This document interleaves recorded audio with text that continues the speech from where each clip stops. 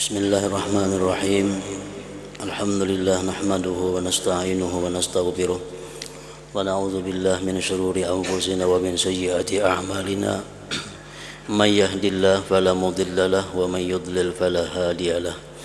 Asyhadu an la ilaha illallah wahdahu la syarika lahu wa asyhadu anna sayyidana Muhammadan abduhu wa rasuluh. Allahumma shalli wa sallim wa barik ala sayyidina wa habibina Muhammad wa ala alihi wa sahbihi wa mawalah.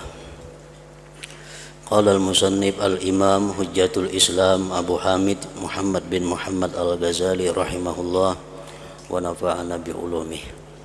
Wa an Atha'in qala intalaqtu yawman ana wa Ubaid bin Umair ila Aisyah radhiyallahu anha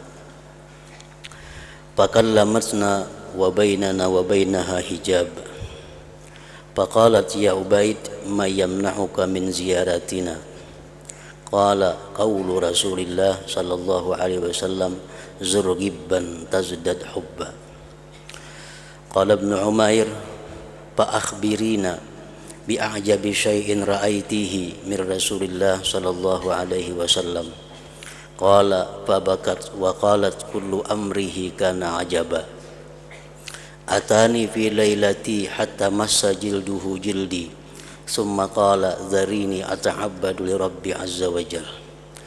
Faqama ila al-gharibati fatawadda'a minha summa qama yusalli fabaka hatta balla lihyatah summa sajada hatta balla al-arda summa taja'a ala janbihi hatta ata Bilalun yu'dhinuhu bi salati subuh. Faqala ya Rasulullah ma yubkik wa qad ghafarallahu laka ma taqaddama min dhanbika wa ma ta'akhkhar.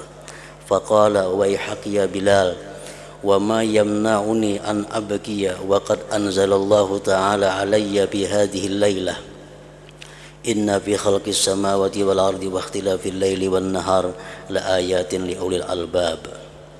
Summa qala wailun liman qara'aha wa lam yatafakkar fiha. Faqila lil Auza'i ma ghayatut tafakkuri fihinna. Qala yaqra'uhunna wa ya'qiluhunna ila akhir.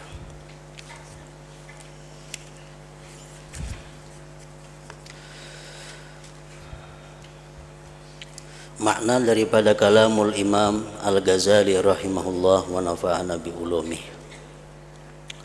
Dari Atha ia berkata, pada suatu hari saya dan Ubaid bin Umair pergi ke tempat Aisyah radhiyallahu anha. Lalu Aisyah tadi berbicara dengan kami dan di antara kami dan ia ada hijab pendinding. Maka Aisyah tadi berkata, "Hai Ubaid, apa yang mencegahmu dari mengunjungi kami?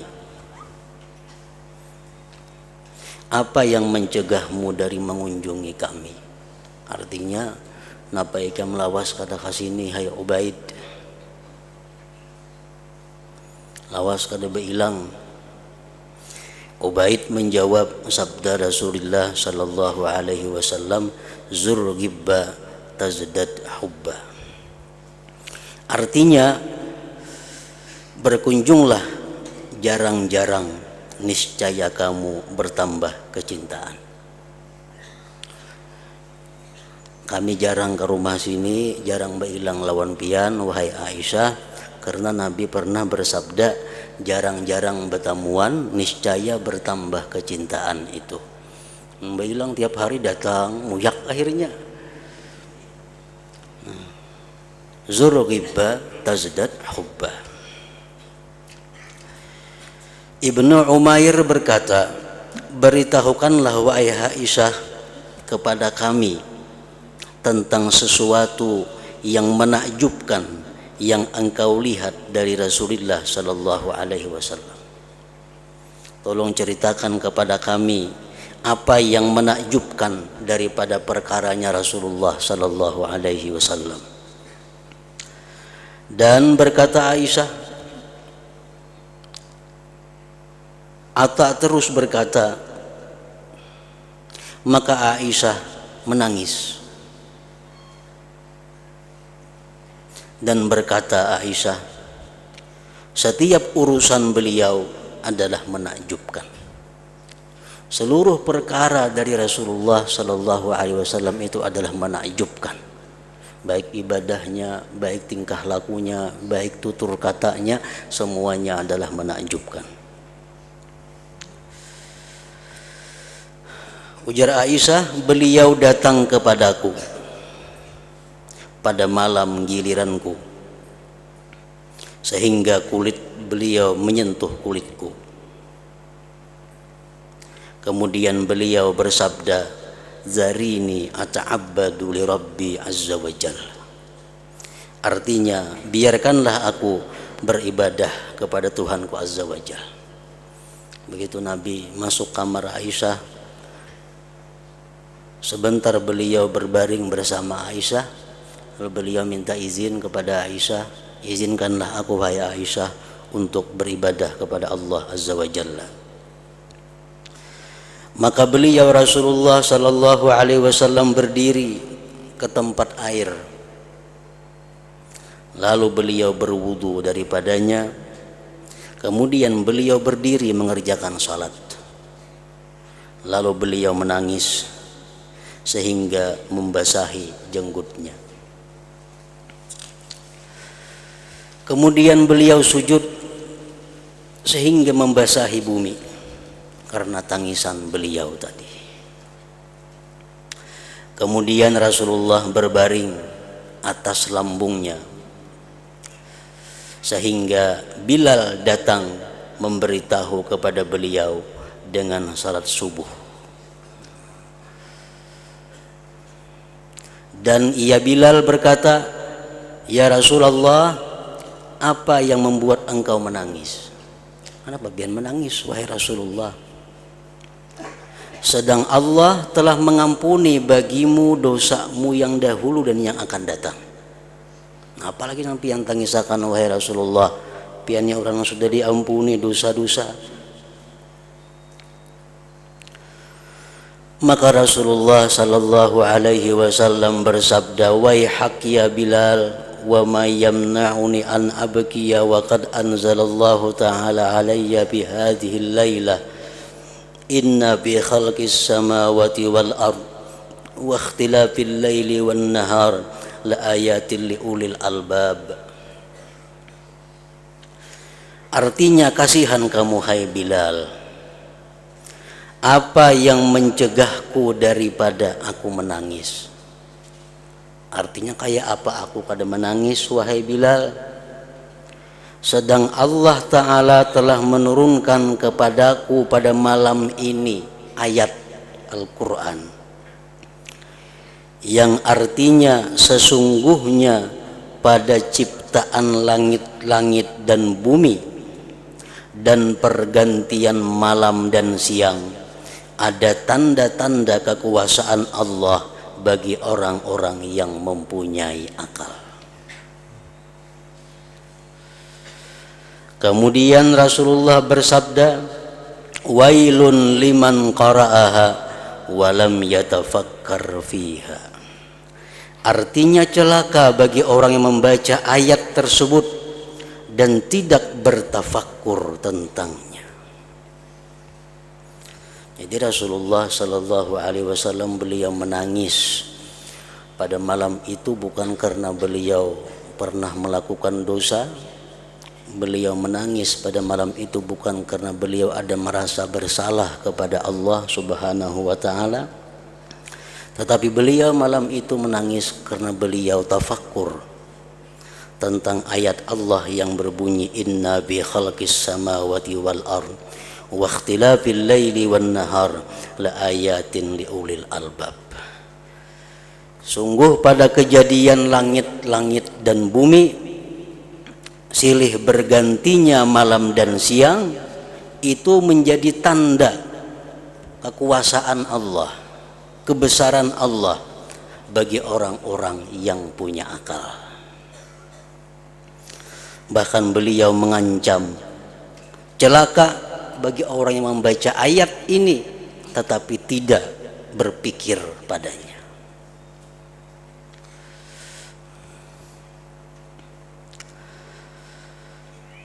Maka ditanyakan kepada Al-Auza'i, apa kesudahan bertafakkur tentang ayat tersebut? Al-Auza'i menjawab, ia membacanya ayat dan memahaminya.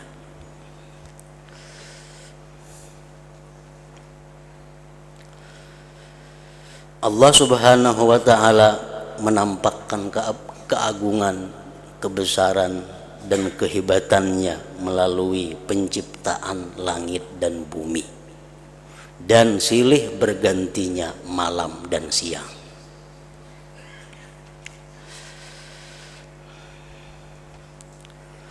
Para ulama ahli tafsir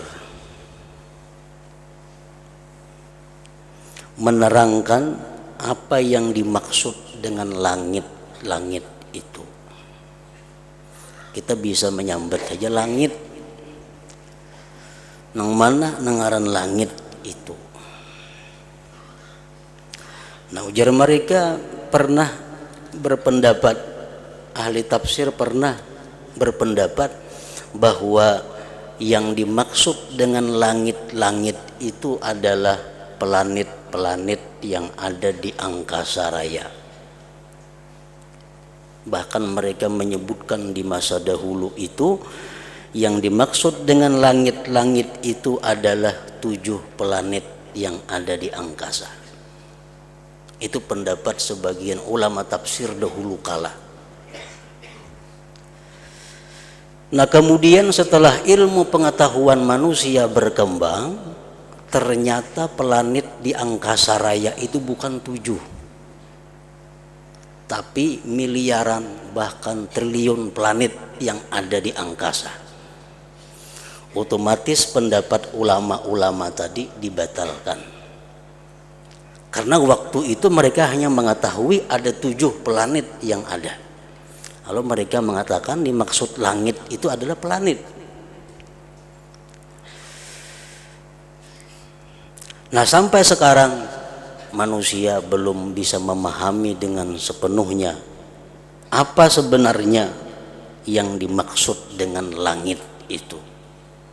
Sehingga timbul satu kesimpulan daripada ulama-ulama tafsir bahwa pengertian langit itu adalah sesuatu yang di atas engkau. Ada yang mengatakan lagi sesuatu yang engkau pandang di atas itu bisa disebut dengan langit.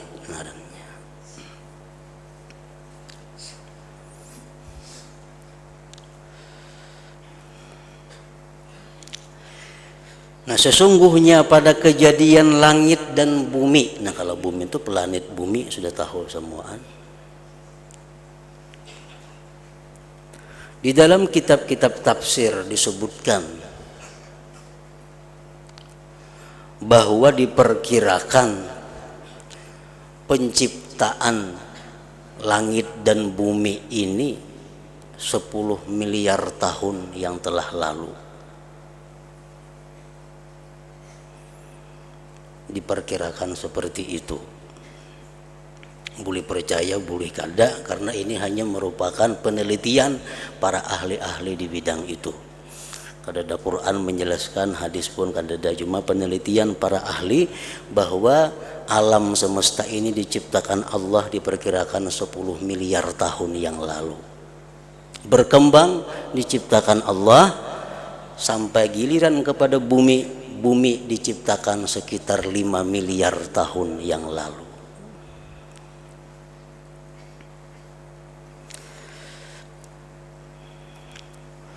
Al-Quran menjelaskan bahwa matahari itu berputar. Itu Al-Quran. Wasyamsu tajri, matahari itu berjalan. Limustaqarrin laha. Surat Yasin kan tuh. Bumi berputar. Nah, siapa yang memutar langit dan bumi itu? Itu pun menunjukkan bahwa tentang kudratnya, kekuasaan Allah Subhanahu wa ta'ala yang sudah 10 miliar tahun berputar kada henti-hentinya. Jika memakai batu bara, habis sudah batu baranya. Jika memakai minyak, habis sudah minyaknya. 10 miliar tahun sudah berputar, kada pernah berhenti. Kalau ada pemadaman bergilir, kada ada. Terus berputar.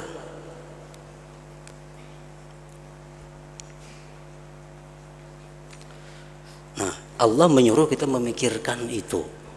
Kenapa bisa berputar? Siapa yang memutar? Apa gunanya berputar itu? Bumi berputar, matahari berputar.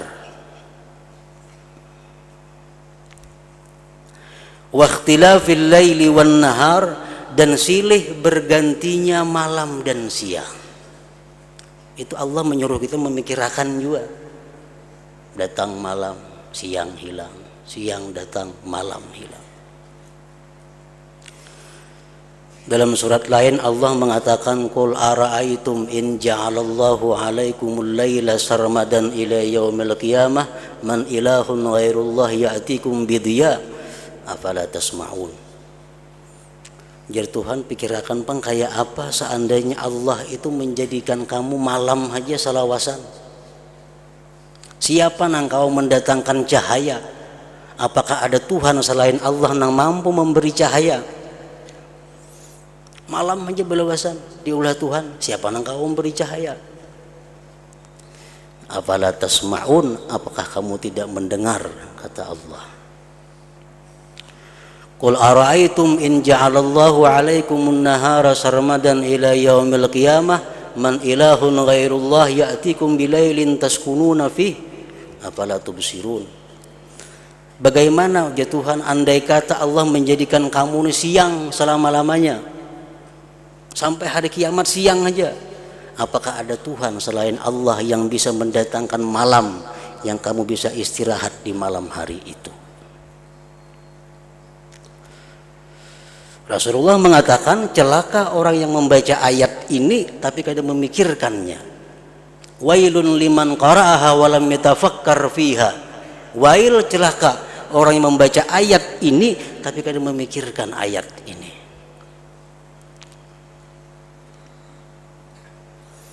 Malam dan siang itu berputar karena berputarnya bumi. Kan bumi bulat, berputar.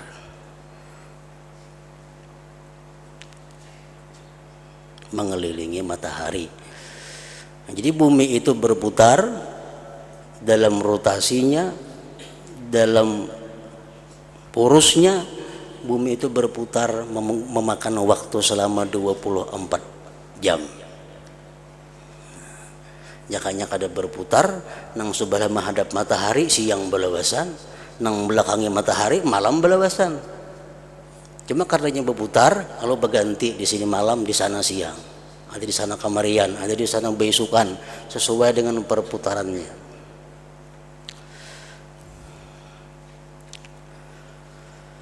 Dan para peneliti-peneliti mengatakan bahwasanya andai kata Allah Subhanahu wa taala itu menjadikan siang kepada kita 100 jam.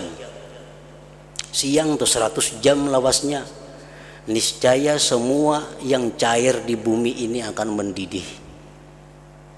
100 jam aja siang. Kayak ini 100 jam lawasnya. Sungai-sungai, sumur-sumur, bahkan darah di awak kita pun akan mendidih kepanasan. 200 jam kemudian semuaan karing dan manusia mati semuaan. Andai kata siang aja ada, kada ada malam. Nah, andai kata malam aja ada, kada ada siang, 100 jam aja malam itu semuaan mulai beku.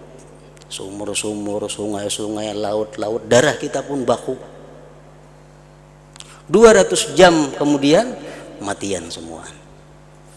Nah, jadi artinya silih bergantinya malam dan siang itu adalah merupakan kehidupan manusia, kehidupan makhluk yang bernyawa di bumi ini. Nah, itu salah satu yang ditafakurkan di dalam ayat Allah yang mengatakan waqtilafil laili wan nahar la ayatin liulil albab. Silih bergantinya malam dan siang ini tanda kebesaran Allah, tanda keperkasaan Allah, tapi bagi orang-orang yang berakal, yang mau memikirkan itu.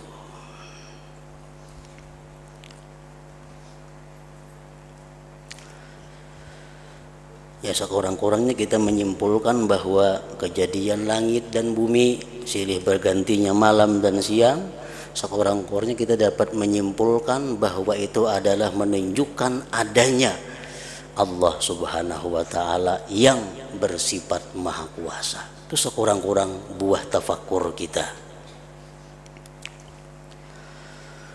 Dari Muhammad bin Wasi' bahwa seorang laki-laki dari penduduk Basrah naik kendaraan ke tempat Ummi Dzar sesudah wafatnya Abi Dzar. Lalu ia bertanya kepadanya tentang ibadah Abi Dzar. Abi Dzar sahabat Rasulullah sallallahu alaihi wasallam. Batakon kaya apa Abu Dzar tu ibadah sidin? Batakon lawan nang bini. Maka Ummu Dzar menjawab, siangnya semuanya adalah di sudut rumah dengan bertafakkur.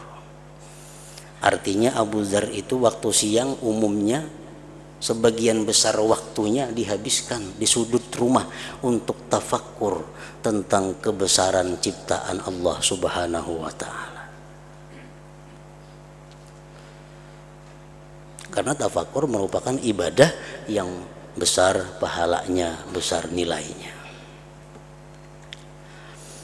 Dari Al-Hasan ia berkata, tafakkur sesaat itu lebih baik daripada qiyamul lail. Dari Al-Fudail ia berkata, berpikir adalah cermin, memperlihatkan kepadamu kebaikan-kebaikanmu dan kejelikan-kejelikanmu. Orang hendak muhasabah, hendak menghitung diri, itu pasti tafakkur. Misal di sore, petang hari, inya hendak muhasabah dirinya. Lalu inya pikirkan, mengingat perilakunya mulai subuh. Nah, tafakkur di situ, merenungi apa-apa yang dikerjakan selama 12 jam tadi. Nang baiknya baik, nang buruknya bisa kelihatan. Berpikir adalah cermin, memperlihatkan kepadamu kebaikan-kebaikanmu dan kejelikan-kejelikanmu. Ditanyakan kepada Ibrahim, sesungguhnya engkau melamakan berpikir. Jarang lawasnya pian tafakkur. Maka Ibrahim menjawab, berpikir adalah utak akal. Mukhul akal, utaknya akal. Sufyan bin Uyainah seringkali memberi contoh dengan ucapan penyair, idzal mar'u kanat lahu fikratun fa bi kulli syai'in lahu ibratun. Artinya apabila seseorang mempunyai pikiran, maka pada setiap sesuatu ia dapat mengambil pelajaran, mengambil teladan. Dari Taus ia berkata, kaum Hawariyun bertanya kepada Nabi Isa ibni Maryam alaihi salam, ya Ruhallah, apakah di atas bumi hari ini ada orang sepertimu? Sahabat-sahabat Nabi Isa bertanya, wahai Nabi Isa, apakah ada di bumi saat ini orang sehebat pian? Nabi Isa menjawab, ya ada. Barang siapa yang ucapannya adalah zikir, diamnya adalah berpikir, dan pandangannya adalah mengambil i'tibar, maka ia adalah sepertiku. Orang yang ucapannya zikir, diamnya tafakkur, pandangannya mengambil pelajaran, maka itu orang jar Nabi Isa seperti aku.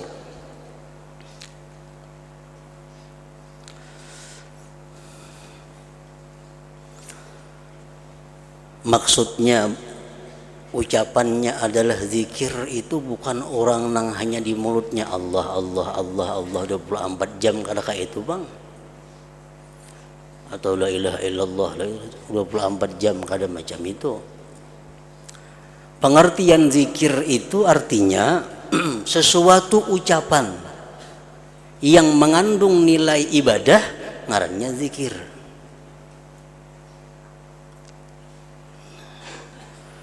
Man ata Allah faqad zakarah, sabda Rasulullah. Bila kita taat kepada Allah berarti kita berzikir kepada Allah. Nah, ucapan-ucapan kita yang bernilai pahala zikir ngarannya. Baik la ilaha illallah kah, Allah Allah kah, salawat kah, membaca Quran kah, tasbih kah, membaca hadis Rasulullah kah, membaca kitab-kitab hukum syara kah, muzakarah kah, dakwah kah, menasihati orang kah, menegur sapa orang kah, setiap ucapan yang mengandung pahala itu ngarannya adalah zikrullah, zikir kepada Allah.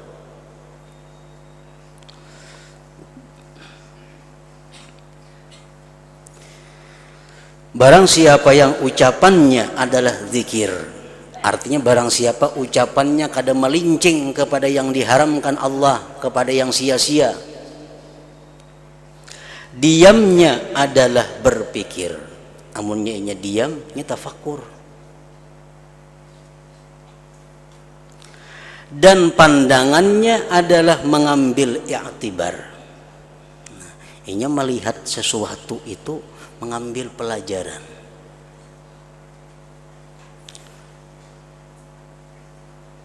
Mengambil teladan, contoh. Umpamanya kita melihat ada seseorang yang hidupnya sangat fakir, hidupnya sangat miskin, matanya buta, dan banyak lagi macam-macam nang kada bagus, nang kada nyamannya. Apa teladan yang kita ambil dari kita melihat orang fakir, buta? Pertama yang kita ambil pelajaran di situ bahwa Allah Subhanahu wa taala menampakkan kegagahannya, keperkasaannya kepada orang tersebut. Hendaknya inya hidup kaya, hendaknya inya punya mata tajam melihat. Tapi karena Allah berkehendak lain, kehendak Allah itu pasti terjadi, ya macam itu jadinya. Makanya kalau kita melihat sesuatu seperti itu, kita dianjurkan untuk membaca la haula wala quwata illa billah. Kada ada daya upaya saya Allah. Hendaknya inya sugih, hendaknya inya bermata melihat kayak orang. Nah, yang kita ambil pelajaran dari orang fakir, buta umpamanya, di situ adalah yang pertama kita ambil bahwa keperkasaan Allah Subhanahu wa taala. Yang kedua yang bisa kita ambil teladan daripada orang seperti itu, wah sidintu fakir, sidintu miskin, sidintu buta mata, kita ambil pelajaran sidin ini kena di akhirat ada banyak pertanyaan. Ada banyak pertanyaan yang dilihat kadada. Kan ditakuni mata kemana aja menggunakan ya Tuhan. Sidin kada melihat. Napa ditanya? Nah jadi sidin dihisap untuk mata kadada. Sidin berisi harta kada banyak, sedikit. Fakir orangnya. Nah sidin ini sedikit memakai nikmat Allah di bumi ini. Sidin sedikit menerima pinjaman Allah di muka bumi ini. Pertanggungjawabannya pun di hadapan Allah kada banyak juga. Ibarat orang kaya baatur 4-5 jam sih 10 menit untung sudah. Nah, kita melihat orang kaya yang berlimpah ruah dengan kekayaan, kemegahan. Apa yang mesti kita ambil teladan daripada orang kaya? Banyaknya pinjaman Allah kepada ini orang.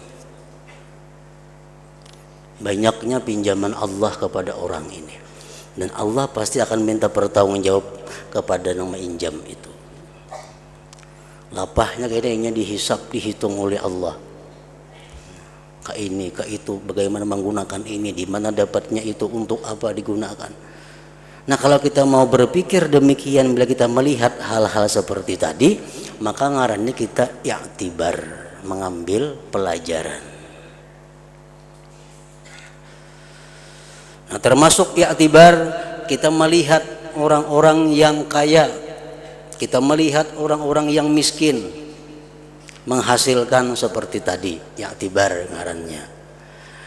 Kita melihat orang yang miskin, lalu kita bersyukur kepada Allah, termasuk i'tibar ngarannya. Termasuk i'tibar. Ada orang miskin, melihat seorang, oh ada juga bisi sapida, ada juga bisi pundok, ada juga bisi ini kada bisi rumah mengontrak, sapida kada bisi, syukur juga seorang ada. Nah, pemikiran seperti itu karena melihat sesuatu tadi, ngarannya i'tibar juga itu. Orang-orang yang ucapannya zikir, diamnya tafakkur, pandangannya i'tibar, maka itu orang, ujar Nabi Isa, seperti aku.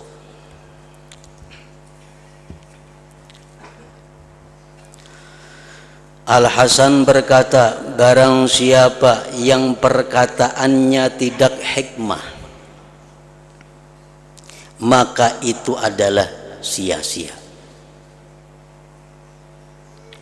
Orang yang tutur katanya itu tidak hikmah, maka itu tutur kata yang sia-sia. Apa yang dimaksud dengan tutur kata hikmah itu? Kullu kalimatin nahatka au zajaratka an maksiatin au da'atka ila makrumatin au nahatka an kabihin fahiya hikmatun. Setiap ucapan kita, setiap ucapan yang mencegah kita berbuat sesuatu kejahatan, setiap perkataan yang mendorong kepada kebaikan, maka itu disebut perkataan hikmah.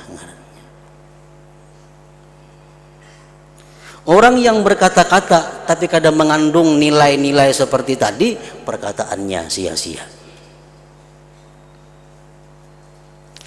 Dan barang siapa yang diamnya tidak tafakur, diamnya kada tafakur, mengalamun wara. Masa bila rukuk titis pulang, fakur, apa kali pikirkan kada tahu juga. Dan barang siapa yang diamnya tidak tafakur, maka itu adalah lalai ngarannya. Dan barang siapa yang pandangannya tidak mengambil i'tibar, maka itu adalah main-main.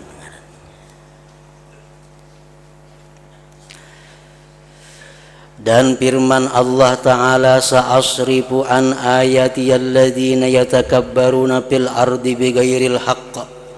Artinya, aku akan memalingkan orang-orang yang menyombongkan diri di muka bumi tanpa alasan yang benar dari tanda-tanda kekuasaanku.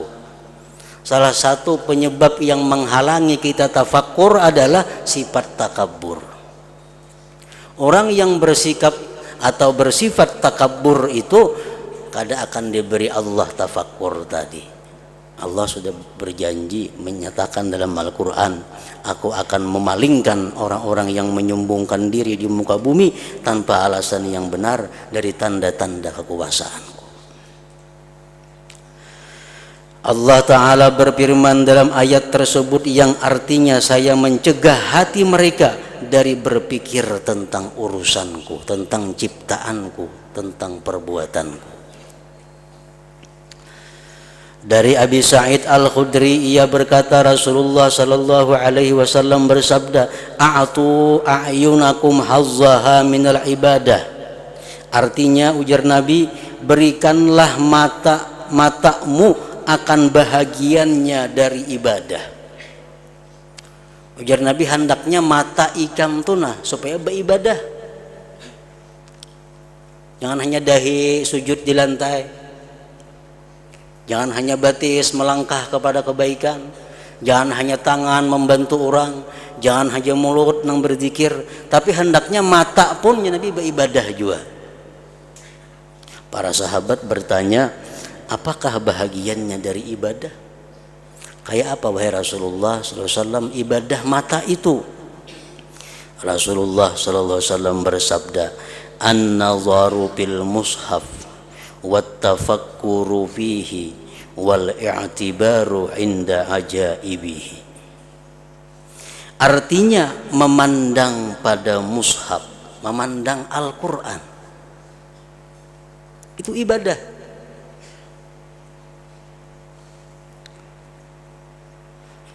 Makanya para ulama mengatakan membaca Al-Quran dengan memakai mushaf, memakai Al-Qurannya itu lebih afdal daripada bahapal, kalau kada mengganggu tentunya. Illam yusawwis, jikalau kada mengganggu. Bisa beda motor kalau mengaji menyupir kada apa kalau mengganggu tuh baik bahapal nih tuh. Di rumah di sajadah menghadap kiblat duduk hendak membaca Yasin, hafalah Yasin, lebih baik bebayasinnya baca. Karena itu menggunakan mata kepada ibadah. Memandang pada mushaf, memandang pada Al-Quran, berpikir tentangnya Al-Quran, dan mengambil i'tibar pelajaran pada keajaiban-keajaibannya Al-Quran.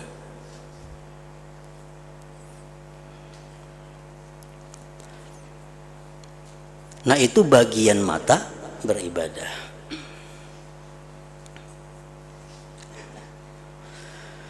Dari seorang perempuan yang bertempat tinggal di suatu perkampungan dekat Makkah, bahwa ia berkata, si perempuan tadi,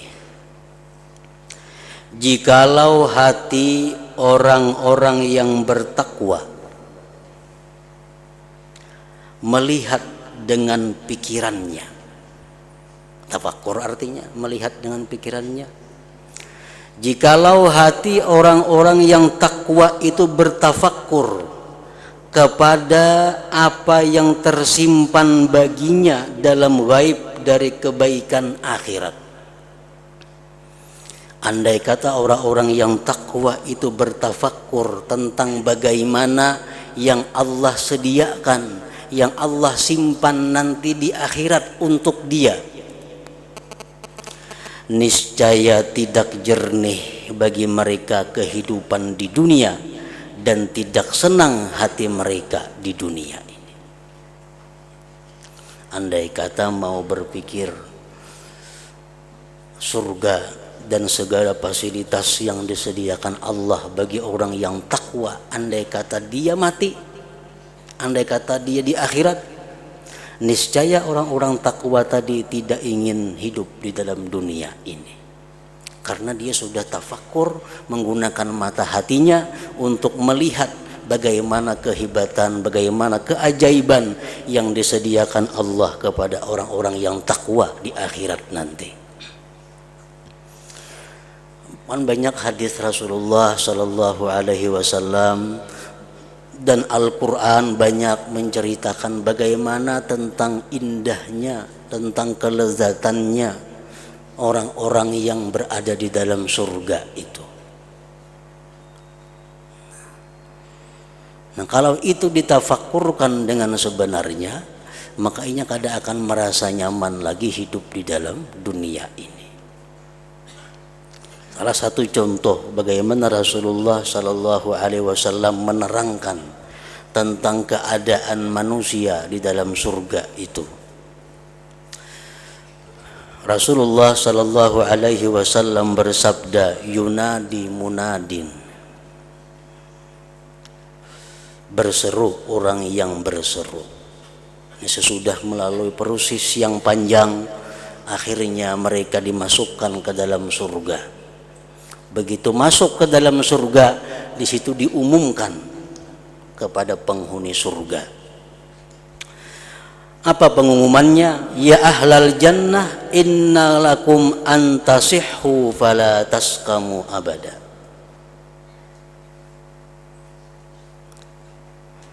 Inna lakum antasihhu fala taskamu abada. Wahai penghuni surga, sesungguhnya bagi kamu bahwa kalian itu akan sihat dan tidak akan pernah ada sakit sedikit pun selama-lamanya. Nah, itu keadaan penghuni surga. Jadi dalam surga kada ada rumah sakit. Kayak apa aja mewahnya rumah sakit kada ada dalam surga. Dokter kada ada lagi dalam surga. Pak urutan kada ada lagi dalam surga. Kada ada ringkutnya lagi awak. Kada ada sakitnya lagi. Innalakum antasihhu fala tasqamu abada. Wa innalakum antahyau fala tamutu abada, dan bahwasanya kamu itu hidup di dalam surga itu tidak akan mati selama-lamanya. Di rumah sakit kada ditemukan di dalam surga, kuburan kada ditemukan dalam surga, kada ada nang matinya. Wa innalakum antasubbu fala tahramu abada, dan bahwasanya kamu muda tidak akan tua selama-lamanya. Umur rata-rata 33 tahun. Kada betuha lagi di situ. Kada ada salon kecantikan, kada ada. Manusia anum semuaan. Wa innalakum antan'amu fala tab'asu abada, dan bahwasanya kamu akan nikmat, tidak akan gelisah, tidak akan susah selama-lamanya. Nah, ini gambaran untuk manusia-manusia yang menghuni surga. Hadis riwayat Muslim. Nah, kalau orang-orang yang takwa itu memikirkan dengan sebenar-benar tafakkur tentang hadis Nabi ini, bagaimana nantinya kehidupan mereka di alam surga, tentu mereka tidak ingin berlama-lama di dalam dunia yang penuh dengan kehinaan dan kesusah payahan ini.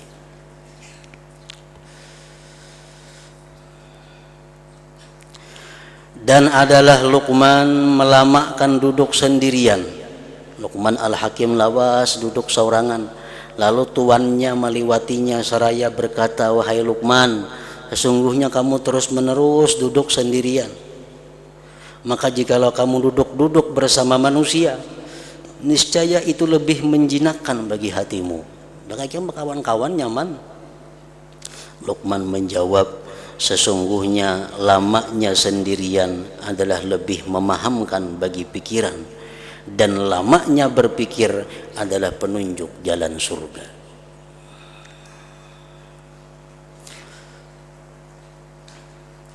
Wahab bin Munabbih berkata, tidaklah lama pikiran seseorang sama sekali, melainkan ia tahu dan mengerti.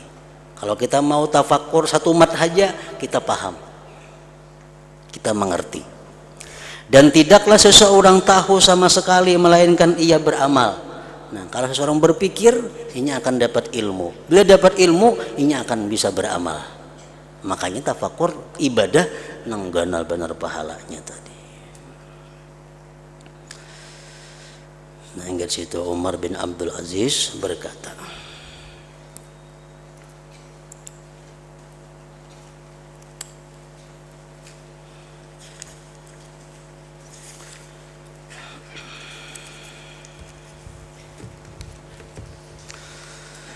afdalul dzikri fa'lam annahu la